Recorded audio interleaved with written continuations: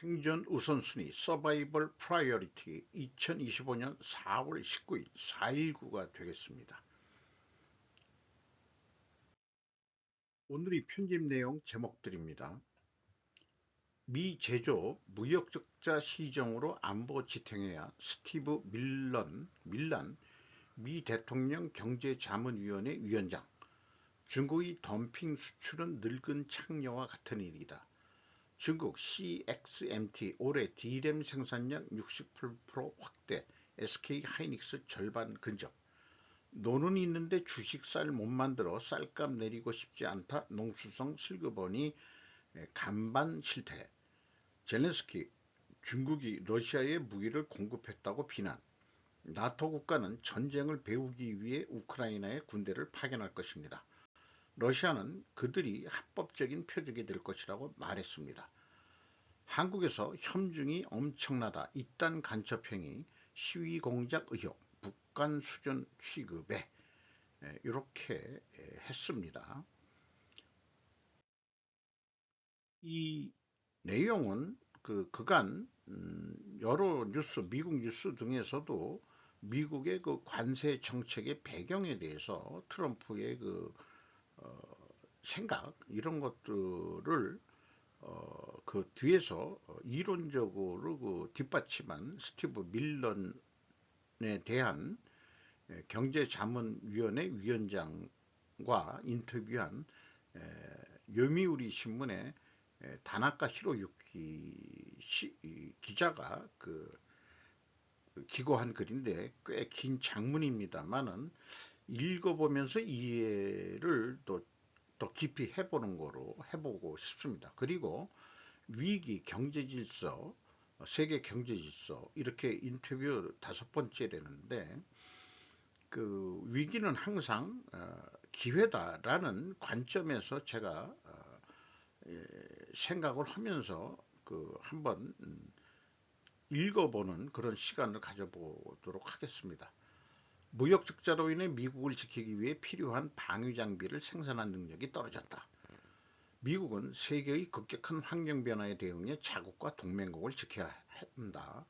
이를 위해 필요한 무기 조달은 중국이나 중국에 의해 무역이 차단될 수 있는 다른 나라에 의존해서는 안 되지 않느냐.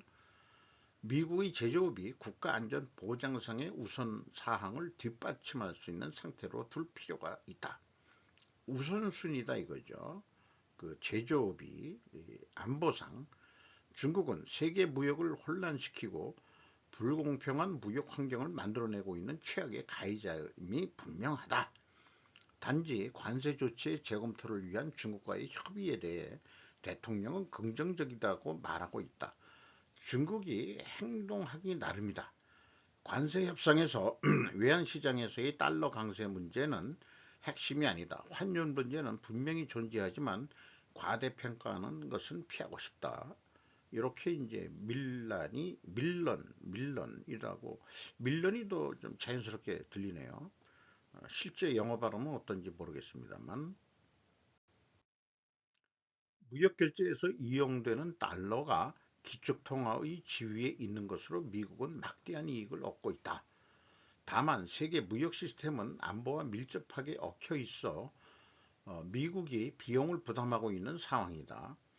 예멘 반군 후티의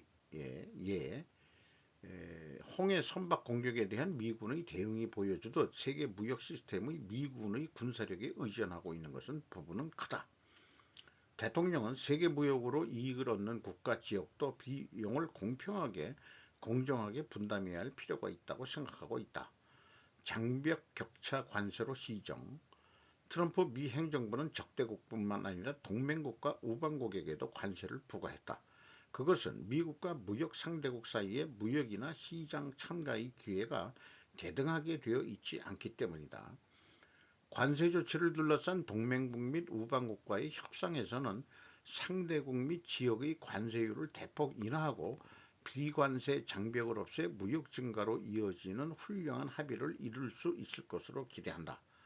미국 동부에서 중서부의 러스트벨트, 녹슨공업지대로 대표되는 제조업의 쇠퇴는 달러 강세와 미국의 불리한 무역체제에 의해 초래됐다는 지적이다.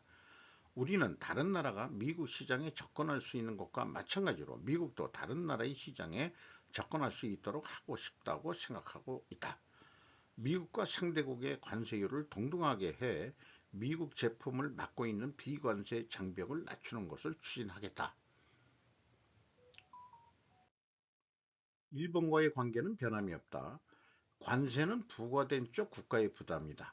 중국으로 따지면 2018-19년에 위안화가 싸졌다. 이에 따라 미국에 수출하는 상품의 판매 가격을 낮춰 관세로 인한 가격의 추가분을 상쇄했다. 위안화 약세로 중국은 가난해졌지만 우리는 많은 관세 수입을 얻을 수 있었다. 환율과 관세의 관계라는 것은 복잡하다. 장래를 예측하기는 어렵고 앞으로 어떻게 전개될지 지켜볼 필요가 있다. 세계 무역은 미 군사력에 의존한다. 질문: 미국은 각국에 대해 무역과 안보 양면에서 미국의 부담을 분담하도록 합의를 압박해 나갈 것인가? 그건 누군가에게 뭔가를 강제하겠다는 생각이 아니다. 나는 미국 시장에 상품을 팔 수 있다는 것은 특권이라고 생각한다. 협상 속에서 서로 이익이 있는 합의가 이루어지면 양측 모두에게 유익할 수 있을 것이다. 실제로 어떤 조건에서 각국과 합의가 이루어질지는 대통령이나 협상관이 결정할 일이다. 나는 경제학자이지 협상관이 아니다.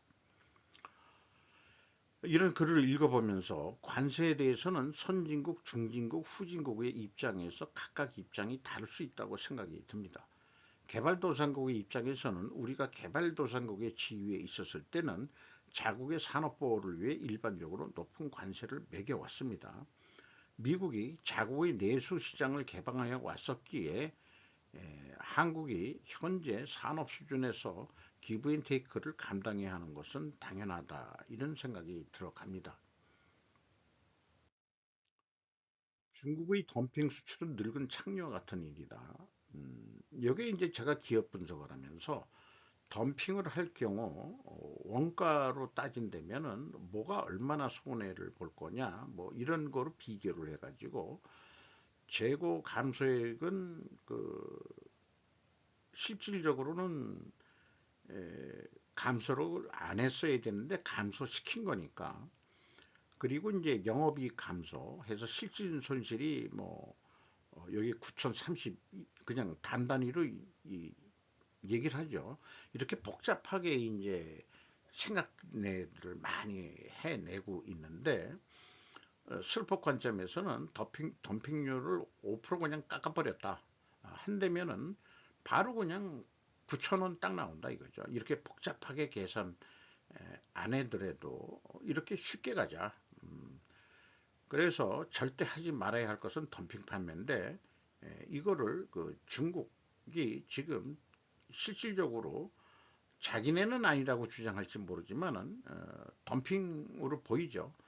정부 보조금을 주기 때문에 그렇습니다. 정부 보조금이 없다면은 덤핑 아니라고 얘기할 수 있고 원가 절감이나 뭐 자기네 이제 중국도 인건비가 싸지가 않을 텐데 어쨌든 우리나라 석유화학 제품이라든지 석유화학 계통은 장치 산업이기 때문에 인건비가 많이 안 들어가는 업종이죠. 또 철강 이런 것들이 미국의 아니 중국의 덤핑 공세에 있어서 로 인해 가지고 우리나라도 지금 고전을 면치 못하고 있는 입장이죠. 반도체도 그렇게 따라올 거라고 그렇게 하고 있고요. 그것이 중국 CXMT 올해 D램 생산량 68% 확대, SK하이닉스 절반 근접, 황민규직의 조선일보에서 4월 18일 보도한 내용입니다. 중국 메모리 반도체 대표 주자 연내 미 마이크론 바짝 추격, 2위 SK하이닉스 D램 생산량 50% 수준 근접, 구형 D램 이어 DDR5 D램 양산도 안정화, CXMT의 D램 생산량은 미국 마이크론을 바짝 추격할 것으로 보이며 SK하이닉스의 절반 수준까지 도달할 것이라는 분석이 나온다. 1, 2년 내에 D램 시장의 3강 구도에서 4강 구도로 재편될 뿐 아니라 공급 과잉이 본격화될 것으로 보인다. 그래서 삼성전자, SK하이닉스 역시 지난해 실적 컨퍼런스 콜에서 중국산 D램의 저가 공세가 예상이 된다고 언급을 이미 했습니다. 한편 CDMT는 고대역폭 메모리 HBM 연구개발에도 대규모 투자를 지금 단행하고 있다. 이 회사가 2016년에 설립돼 가지고 얼마 안 된 회사인데 이렇게 급격히 크는 것은 정부 지원 없이는 클 수는 아마 없을 거예요. 뭐 어떻게 생각하면은 중국 기업은 국영기업이라고 해도 과언은 아니라고 생각합니다. 이것도 이제 이 경쟁 순위에 올라올 거라고 그렇게 에, 그 소개하는 그런 뉴스가 되겠네요. 노는 있는데 주식 쌀 못 만들어 쌀값 내리고 싶지 않다 농수성 슬그보니 간반 실태. 이 간반이라는 게 일본식 한자가 돼서 그 참 우리는 이해하기 어려운데 이 글에서는 쌀감 유지라는 개념으로 하고 있는 것 같습니다. 야마시타 가치 이토라는 이 농수산부의 실제 일했던 사람이 기고한 글입니다.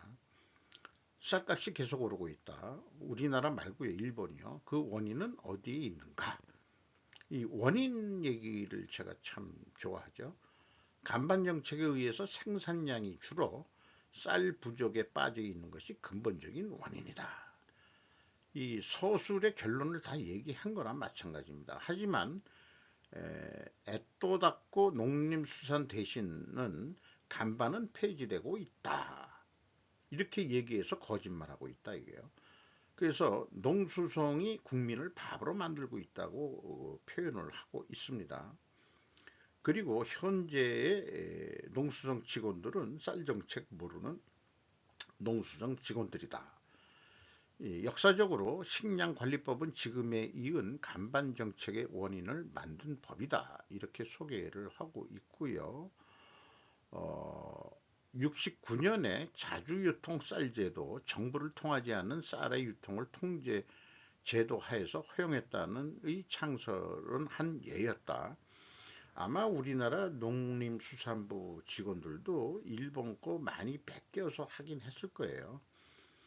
간반은 폐지됐다고 당당하게 거짓말하는 농수 대신 그래서 자기가 기자라면은 그 농수산부 장관한테 이렇게 질문하겠다.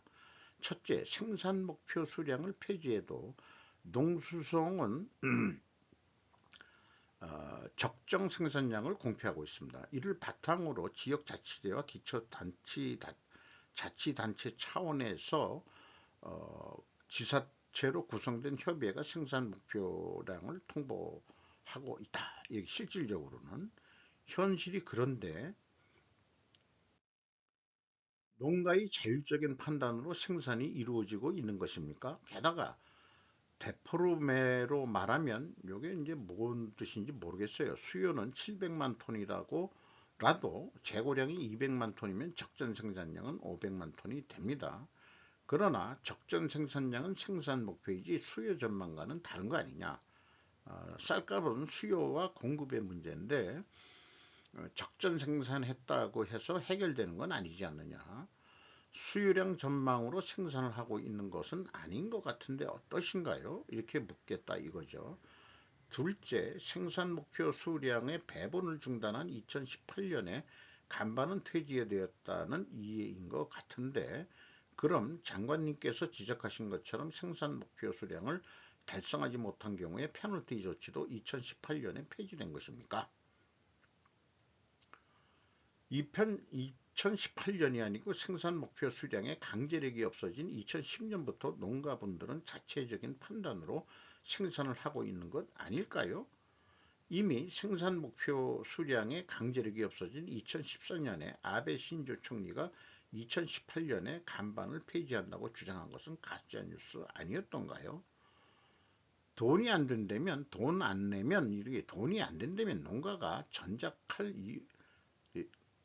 농가 전작 안 하는 이유. 세 번째 줄입니다. 농가는 쌀 농사로 만든 쌀은 먹고 살 수 없다. 그렇다면 농가는 자발적으로 다른 작물을 생산할 텐데 왜 그렇게 하지 않을까요? 보조를 하지 않는다면 다른 작물을 만들지 않는다는 것은 다른 작물이 쌀보다 수익이 떨어지기 때문 아닙니까? 쌀값 유지 요거를 간반이라고 이렇게 얘기를 하는 거죠. 때문이 아니라면 왜 막대한 재정 자금을 투하해 쌀밥을 만들게 할까요? 이렇게 자기는 질문해서 그 현재 그 답변하는 농림수산부의 그 답변에 대해서 그 비판적인 질문을 하겠다 이런 얘기 같습니다. 그리고 사실상 간반 정책의 시작에 대해서 지금 장관도 알고 있냐? 아, 자기가 열심히 이계통해서 실제 실무도 했기 때문에 풀어매기고 있습니다. 정부가 쌀을 사들인다는 식량관리제도 하에서 1960년대부터 1970년대까지 격렬한 쌀값 인상운동이 매년 6, 7월경에 벌어졌다. 왜 쌀값 인상운동이 벌어졌느냐? 농민표를 달라는 자민당의 압력에 져서 쌀값은 점점 상승했다. 그러나 농가 보호를 위해 쌀값을 올리면 생산량이 늘어 수요가 줄어든다. 이 결과 대량의 과잉미 재고를 아는 정부는 2차에 걸쳐 3조 엔이나 재정 부담을 해서 가축의 먹이 등의 과잉미를 싸게 처분했다. 이에 질린 정부가 농가에 보조금을 줘 쌀 생산을 감소시키고 정부가 매입하는 양을 제한하려 했다. 이것이 간반 정책의 시작인 것이다. 간반 정책 기본은 보조금이었다. 농업에 밀려난 자민당과 간반 보조금 총액을 억제하고 싶은 대장성 당시 사이에 대단한 정치 절충이 되었었다. 이는 자민당 간사정이던 단학과 각구이가 논을 택지 등으로 전용해 간반 총면적을 압축하고 대장성을 위해 간반 보조금 총액을 줄이면서 제2의 농협을 위해 면적당 보조금 단가를 늘리는 엉뚱한 방안을 내어놓으면서 겨우 수습했다. 간반 정책의 기본은 보조금이다. 이것이 없어 생산 목표 수량만으로 농가가 간반에 응할 리가 없다. 보조금을 받으니까 그 쌀 재배 면적을 스스로 줄여서 뭐 다른 거래도 한다는 것은 역시 보조금 때문에 한 거 아니냐. 전작 보조금이 결국 그러니까 간반 정책의 시작인 것이다. 처음에 휴경도 허용했지만 아무것도 작물을 생산하지 않는데 보조금을 준다는 것은 세간의 비판을 받는다. 이를 위해 식량 자급률 제고 명목으로 보리와 콩 등으로 전업을 할 경우 주식용 쌀과 다른 작물과의 수익 격차를 보조금으로 농가에 주기로 했다. 보리나 콩을 만들어도 주식용 쌀과 같은 수익을 얻을 수 있도록 한 것이다. 2003년까지 간반 목표 면적을 농가까지 배분했지만 2004년부터 2017년까지 쌀을 얼마나 만들 것인가 하는 생산 목표 수량을 농가에 배분하는 형태로 바뀌었다. 이는 표면적으로 실제적으로 또 2004년 이후에도 농가에는 간반 목표가 뭐 명분 배분되었다. 뭐 이런 얘기입니다. 이는 식량 관리 제도와 밀접하게 관련되어 있었다. 농가의 논면적에서 간반 목표 면적을 공제하고 여기에 단위 면적당 수확량을 곱한 것을 정부가 매입하는 수량, 자주 유통 쌀 수량을 포함한다. 이것을 예약 한도 수량이라고 했다라고 한 것이다. 좀 복잡하게 시작해지네요. 쌀 농사를 안 해본 입장에서 이해하려니까 소시적에 뭘 좀 얘기를 듣긴 들은 것 같은데 우리나라가 요즘에 쌀 정책 이런 것들은 뭐 뉴스에 하나도 우리는 안 나오는 사안이죠. 간반하지 않으면 페널티가 주어졌었고 민주당 집권 농가소득 보상 애초 생산 목표 통보만으로 간반 보조금이 없이 농가가 주식용 쌀에 비해 수익이 크게 떨어지는 보리나 콩 심지어는 사료용 쌀 등을 만들 리가 없지 않느냐. 생산 목표 수량의 배분을 호별 소득 보상과 관련시킨 후 페널티 조치를 폐지하고 간반 면적에 대한 간반 보조금과 쌀 작부 면적에 대한 호별 소득 보상이라는 사탕과 사탕의 정책으로 바꾼 것이다. 북풍과 태학의 우화처럼 당근은 채찍보다 더 잘 들었다. 지금까지 간반에 참가하지 않았던 농가도 참가하게 되었다. 그러니 정권 보양에 쓰인 간반 폐지 가짜뉴스고 간반 폐지가 진짜라면 쌀값은 폭락할 것이었다. 실은 국가가 생산 목표 수량의 배분을 그만두고 농업인이나 농업단체의 자주적인 생산 조정으로 이행하는, 즉 정부 행정의 관여를 그만두고 간반을 농협에 맡긴 것은 2003년에 정부 자민당에서 결정해 2007년에 실현되었다. 이렇게 됐는데 이제 지금 쌀값이 오르는 거죠. 간반은 쌀 고가격 유지 정책이다. 처음에는 간반의 가격 유지라는 역할은 없었는데 가격은 식량관리제도 하에서 정부가 결정했기 때문이다. 그러나 식량관리제도가 폐지된 이후 간반이 가격 지지 역할을 하게 됐다. 굳이 거액의 재정 부담을 감수하는 것까지 쌀을 짓게 하는 것은 주식용 쌀 공급량을 줄여서 가격을 높게 하기 위해서이다. 이렇게 풀어매기고 있네요. 국민 전체 살리는 쌀 정책 해달라. 사라진 쌀뿐 아니라 간반 정책까지도 농수성은 감추려 하고 있다. 높은 쌀값을 유지하는 것이 동성의 목적이 되어버렸다. 야나기타 쿠니오라고 거기 자기 그 선배 공무원이 있었는데 쌀값을 올리려는 지주계급과 대결을 했었다. 농민을 구하기 위해 야나기타는 규모의 확대, 생산성 향상에 따른 비용 절감을 주장한다. 가격을 올리지라도 비용을 낮추면 소득은 증가하기 때문이다. 자, 이게 공업 생산량처럼 원가 세계에도 이것도 약간은 매몰되어 있는 생각인 것 같은데요. 야나기타의 머릿속에는 항상 국민 전체를 위한 경제 재민이었다. 그게 있었다.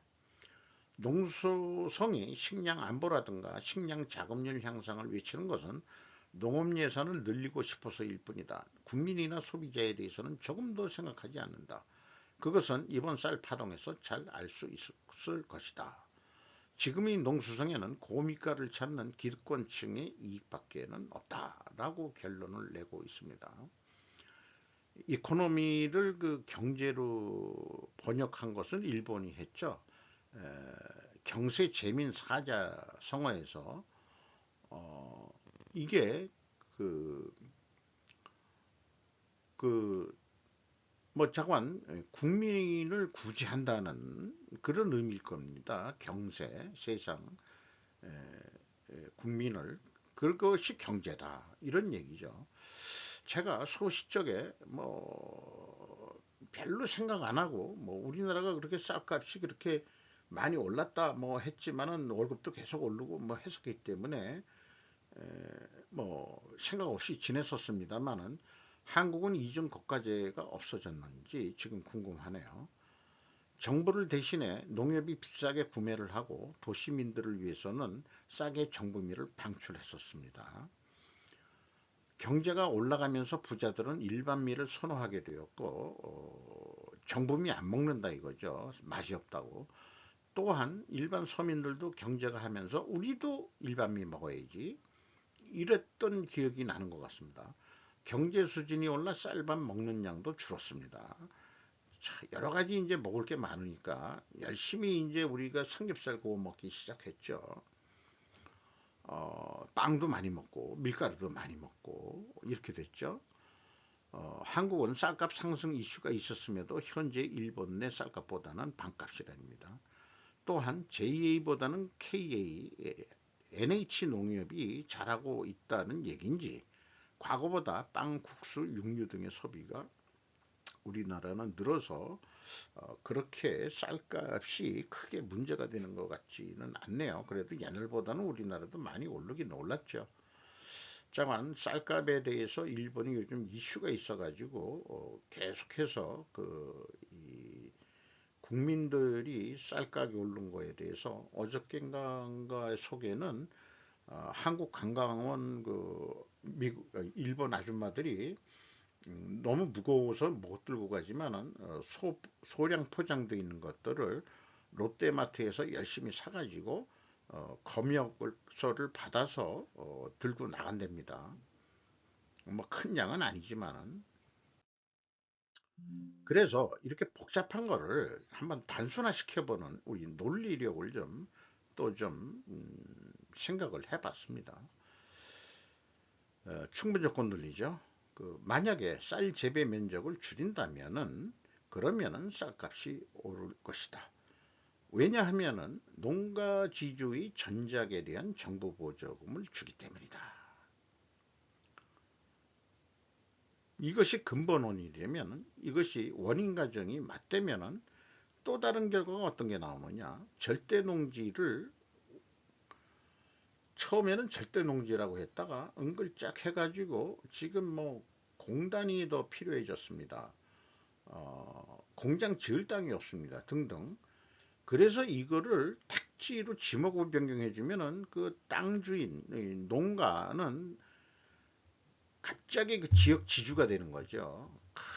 돈이 억수 들어와가지고 그 돈을 어디다가 입금하겠습니까?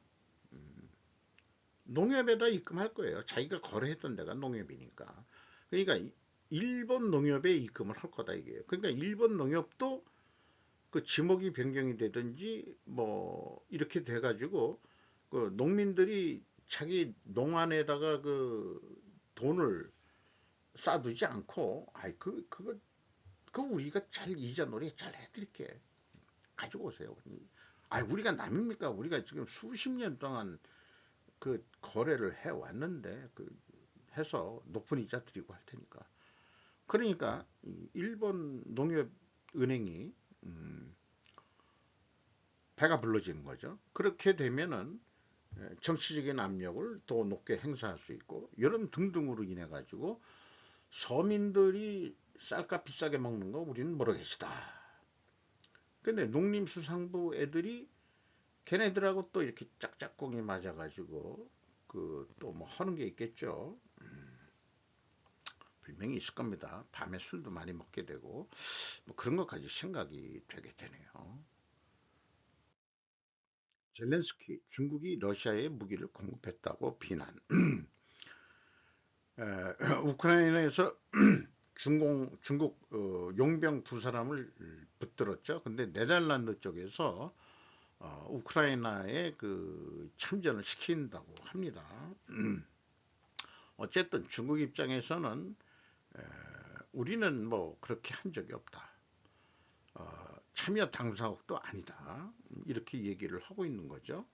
그 중국 외교부 대변인 린젠이. 근데 이거와 별도로 나토 국가는 전쟁을 배우기 위해 우크라이나에 군대를 파견할 것이다. 러시아는 그들이 합법적인 표적이 될 것이라고 말했다. 비즈니스 인사이더에서 이게 네덜란드 군인들인지 그래서 뭘 배우러 가느냐? 드론을 배우러 간다. 덴마크는 실제 전투에서 배우기 위해 우크라이나 군인들을 파견할 것이라고 밝혔다. 덴마크의 최고 사령관은 비무장 군대가 드론 전쟁을 배우기 위해 서부 우크라이나로 갈 것이라고 말했다. 러시아는 인력과 장비 위치가 합법적인 목표가 될 것이라고 응답했다. 니들이 비무장으로 오더라도 그거는 합법적인 우리의 공격 대상이다. 이런 얘기 있죠. 전쟁에서 배우기. 우크라이나가 드론을 자살 드론이든 아니면은 그냥 공격용 드론이든 우크라이나는 드론을 많이 만들었답니다. 왜냐 수적 열세 뭐 이런 것 때문에. 그래서 미래 전쟁은 아주 그 전쟁의 양상을 크게 바꿀 것이라고 그렇게 얘기를 하고 있네요. 미래 갈등, 우크라이나가 드론에 의존하는 이유는 부분적으로는 다른 무기와 방어 수단이 부족하고 러시아보다 훨씬 적은 군대를 보유하고 있기 때문이다. 하지만 대부분의 전쟁 전문가들은 드론이 향후 분쟁의 핵심 요소가 될 것이라는 데 동의한다. 자, 세상이 육탄전이 아니고 드론에 의한 인구가 또 군인 수도 줄고 그런다면은 군인들이 조종하는 드론에 의해 가지고 드론 대 드론의 전쟁이 될지 잠깐 전쟁의 양상이 크게 바뀔 것 같습니다. 이것도 뭐 참호에 걷는 모습인 것 같은데 중국에 맞서기 위해 미일 협력 필요 글래스 주일대사 글래스라는 그 신임 주일 대사가 그 하네다 공항에 도착해가지고 러시아, 중국, 북한이라는 매우 어려운 이웃이 있다며 동맹국들은 중국과 같은 나라에 대항할 필요가 있다고 말했다. 미일 동맹이 강화돼야 된다는 뜻으로. 그래서 그 중국이 아니라 중국 공산당을 목표로 한다. 이렇게 이제 구체적으로 표현하고 있죠. 중국 국민들을 싫어한다는 얘기는 아니라고도 얘기를 하고 있습니다. 그래서 구분해서 미국에서도 표현하자. CCP냐, 차이니즈냐, 이렇게 한다고 그러죠. 한국에서 혐중이 엄청나다. 이딴 간첩행위, 시공작 의혹, 북한 수준 취급에 중국의 그 젊은 애들이 와가지고 여러 가지 그 군사 그 시설을 그 드론으로 촬영하고 하는 것들을 고발에 의해서도 잡히고 뭐 이렇게 했는데, 또한 돈의 유혹을 받아가지고 그 뭐 우리나라 훈련 그런 스케줄 뭐 이런 거를 또 판 그런 군인도 체포가 된 적이 있고, 또 탄핵 시위에 중국인의 모습도 보였었고, 그래서 중국 대사관이 정치활동 관여를 자제하라, 한국 내 거주 중국인들에게 통보했다. 속으로 뒤로 시켜놓고는 그런 얘기를 할지도 모르죠. 그 결과 반대파의 집회에서는 탄핵 반대와 함께 중국 공산당 반대라는 슬로건도 내걸게 되었다. 또 4월 4일 대통령 파면 그 선고일에는 명동 중국인 학교에 휴교를 지시했다. 중국 측은 경계하고 있다. 중국의 부정적 70%가 넘었다. 군사시절 간첩활동 의혹과 내정 간섭으로도 보이는 시위 참여 이로 인해 지금 국내의 혐중 감정은 과거 어느 때보다도 고조되고 있다. 지금의 20, 30대는 코로나로 인해 원흉인 바이러스의 발생원은 중국이라는 인식관이 확산되고 특히 혐중의식이 있다고 생각한다. 최근 중국인들의 간첩행위가 반복되는 것을 보면서 중국 혹은 중국 친화적인 세력이 국내에서 권력을 잡으면 한국 전체가 혼란에 빠지지 않을까 하는 위기감을 갖고 있다. 맞는 얘기, 저도 위기감을 갖고 있는데, 그런데 김정은의 말이 맞는 게 하나 있어요. 중국은 코로나 바이러스 때문에 그런 게 아니고 한중 수교를 한 노태우 정권 때부터 중국의 그 침투 공작에 의해 가지고 정치인이든 경제인이든 모든 분야에 친중화를 시키는 공작을 해왔다, 이런 얘기예요. 거기에 지금 걸려 들어가지고 약점도 잡혀 있는 인간들도 많고, 돈의 이권관계 뭐 이런 등등으로 인해서 친중 세력이 지금 우리나라에 너무 많이 생긴 거다. 박정희 때는 그 화교들한테 너희들은 짜장면이나 만들어서 팔아라 라고 해서 다른 사업에 못 들어오게 막았었는데, 이게 이 노태우 정권 때 무너지기 시작해가지고 알게 모르게 화교 내지는 화교 출신들, 또 화교 출신 중에서 대한민국 국적을 가지고 있는 사람들도 많죠. 등등으로 인해 가지고 중국이 커지면서 자기네들이 대만 화교가 아니다, 우리는 중국 본토 화교다, 그렇게 해야만이 그 또 중국하고 뭐 장사가 잘 될 수 있으니까 그런 식으로 변해 가지고 지금 한국이 지금 동남아 이런 데처럼 중국 화교 세력들이 지배하는 나라가, 그 일본에서도 많이 걱정을 하고 있죠. 근데 우리나라는 꼭 화교만이 아니고 친중화된 그런 면들이 많이 있는데, 김정은 동무가 얘기한 대로 그 중국은 천년의 적이다. 이거 맞는 얘기다 말이에요. 그 옛날 역사나 2조 500년 빼고요. 완전 자기 스스로 그냥 새끼 중국인으로 했으니까 이시조선은 할 말이 없고, 그러니까 이시 조선이라고 얘기를 해야죠. 북한은 다시 이제 김씨 왕조가 되면서 우린 아니다. 응? 이씨 조선 새끼들이 아니고 우리는 김씨로서 중국은 천년의 적이다. 역사를 보더라도 그렇다. 이렇게 생각이 들어갑니다. 말도 틀리잖아요. 어순도 틀리고 어떻게 같겠습니까? 이상 마치도록 하겠습니다.